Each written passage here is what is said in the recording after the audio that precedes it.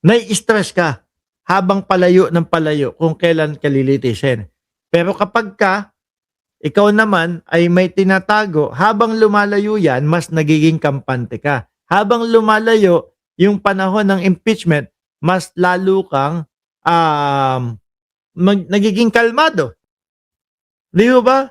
Sabi ni Ma'am Chris Rose, magsha-shopping ka lang, Mark. Punta ka pa ng The Big Apple sa NYC. Hindi, totoo naman yan. Kagaya ng mga laruan, o yan. Kasi dito sa amin, sa Cayman Islands, so maniwala ho kayo, kung hindi triple, 4 na beses ang mga presyo dito sa Cayman Islands, mga boss Chipamo, sir. Pangalawa yata ito sa pinakamahal na mga bansa. Kaya ang ginagawa namin, nababanggit ko sa mga vlogs ko, di ba? Halos buwan-buwan pumupunta kami ng pamilya sa Miami. Mamimili kami ng mga alam mo na, yung mga pa-shopping-shopping at para bakasyon na din ho, mga kababayan. Totoo yan. Ano? O ngayon, eto, baka maging guilty ang hatol sa Vice Presidente kapag eto hindi dumalo, mga bossing. At saka po, mga kababayan, tingnan mo, halata na din po ng CBCP, no? Halata na din po ng CBCP, mga kababayan, si Ma'am Princess Paris, nandiyan na po, at saka si Sir Eseng Mariano. Halata na din ng CBCP at nagbanta na din po, sabi ng CBCP sa Senate, CBCP warns Senate against delaying BP Duterte impeachment. Kasi po, nakita na nila yung kilusan, galawan, nung dating Senate. Uy, si Ma'am Aba, good night. Gabi din ba dyan sa iyo? Shout out sa iyo, Madam. Gabi din pala sa iyo. Tawag dito, nung panahon ng si Chis Escudero, ang mismong Senate President, di ba dinribol ng dinribol? Madami na po ang nanggigigil, mga kababayan. Pero ano po ang ginawa nung liderato ni Chis Escudero doon sa nakasulat na forthwith doon po sa konstitusyon ng Pilipinas? Deadma. Yung mga eskwelahan, no? Ayoko na magbanggit ng mga paaralan kasi baka magkamali ako. Pero madaming mga paaralan ang bumabatikos at ang nagpapaalala, nagpapaliwanag kila Chis Escudero na ito ang ibig sabihin ng forthwith.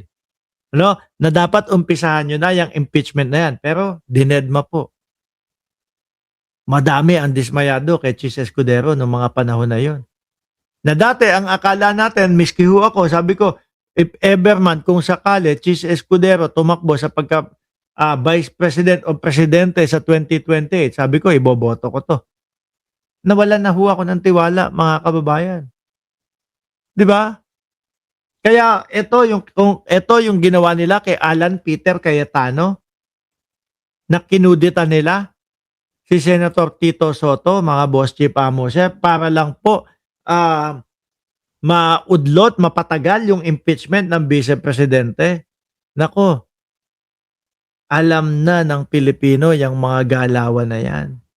Kahit anong sabihin ninyo na walang kinalaman sa impeachment, iyang pagpapalit ng liderato diyan sa Senado, alam ng mamamayang Pilipino yan. Hindi nyo maitatago yan. Ano kala nyo sa mga Pilipino? Bobo. Mahina ang ulo. Madali nyong mapaikot. Hindi ayan po, mga simbahan. Di ba? Nagsasalita na, umaangal na. Kailangan maumpisa na yung impeachment na yan, agad-agad. Di po ba, mga kababayan? At eto ho, mga bossing. Nako, ano ba ngayon dyan? Lunes ng umaga. Focus kayo sa Senado, ha?